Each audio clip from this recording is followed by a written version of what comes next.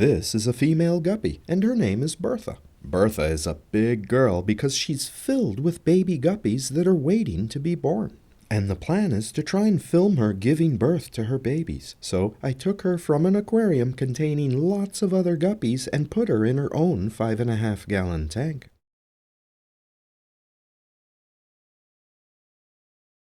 She'll be easier to film in this smaller aquarium, and that's the only reason why I moved her. The maternity tank contains some hornwort, pearlweed, and anubias plants to provide hiding places for both the mother and her newborn fry, because a hungry mother guppy might be tempted to eat her own young. But the plants also help keep the mother guppy calm by giving her places where she can hide if she feels threatened or if she's just looking for a safe place to deliver her young.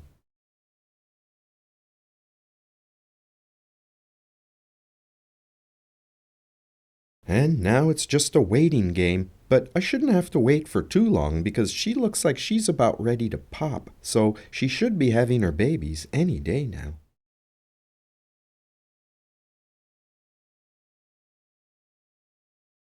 Her abdomen has taken on an almost square shape, which many hobbyists call squaring off, and it's a definite sign that she's almost ready to give birth, and judging from the size of her, I'm going to have a lot of little mouths to feed very soon. But I think that many of us take for granted the extreme stress that's put on the body of a mother guppy when she's carrying her young. Luckily, there's a special type of guppy that allows us to see inside the body of a female so that we can get a very real sense of just how difficult it is for her when she's about ready to give birth.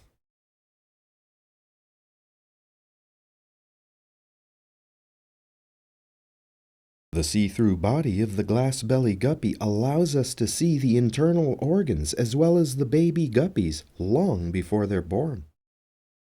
Each of these black dots is the eye of a baby guppy, and each little guppy is enclosed in a thin membrane called the chorion layer, which breaks right at the moment of birth. And as you can see, the baby guppies take up almost the entire right side of her body.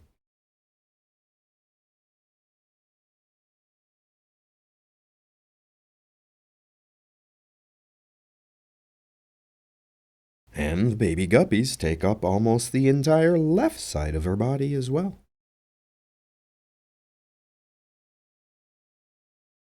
And that gives you some idea of what's happening inside the body of our friend Bertha as we wait patiently for her to have her babies.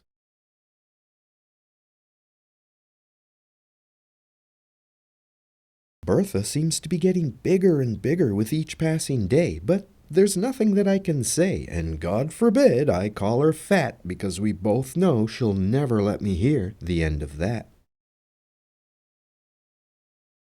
All kidding aside, I've watched and waited for many mother guppies to give birth over the years, and it always seems to take forever.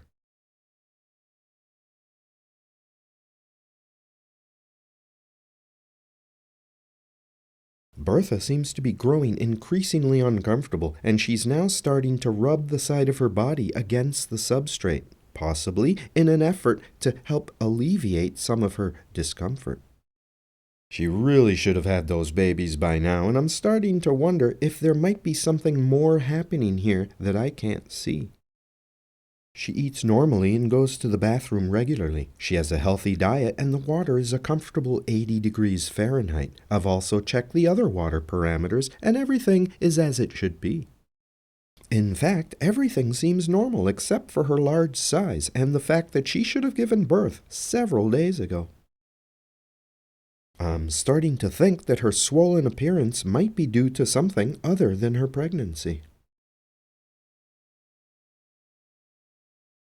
Sometimes fish get bloated and swollen because they're constipated, and it's often suggested that you try to feed unshelled peas to your fish to promote movement in their digestive system. I'm not sure how effective it is, but I figured it couldn't hurt, so I gave Bertha some peas, but she refused to eat them. I'm worried that her swollen body might be putting pressure on her internal organs, which could lead to organ failure. Now, one possible remedy is to add salt to her water, which in some cases can help bring down the swelling by drawing fluids out of the body.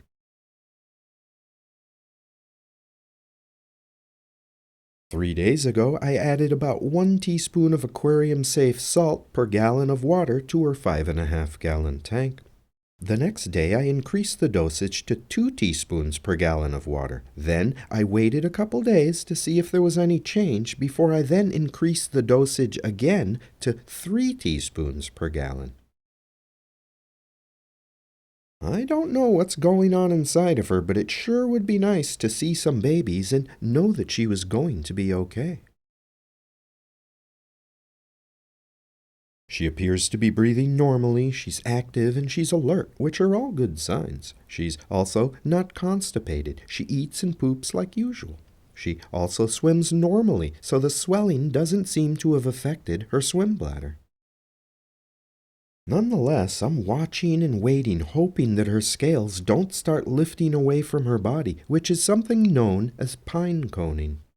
Because once a fish's scales start pulling away from the body like a pine cone, it's well into the advanced stages of a condition known as dropsy. Dropsy is where the body retains fluids, causing the fish to get really swollen, and dropsy is usually fatal. It can be caused by all sorts of different things, and it's a symptom rather than a disease. It can be caused by poor living conditions such as dirty water, but it can also be caused by bacterial infections or internal parasites. Nonetheless, at this point, I'm not really sure if she's just carrying a lot of babies or if she's swollen for some other reason.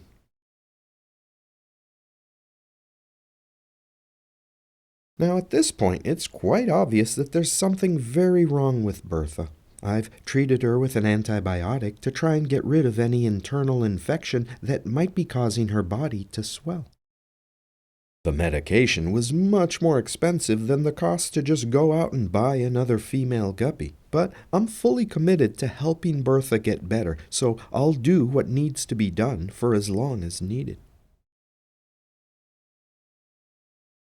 She's given me a lot of her babies over the last year or so, and the least I can do is try to help her when she needs me.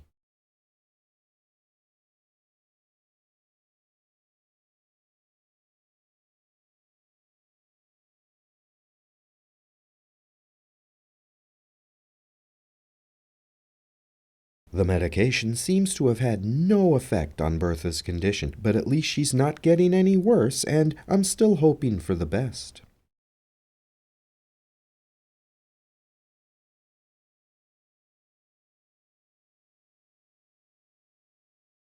Bertha is not as active as she used to be, and I wish there was more that I could do for her.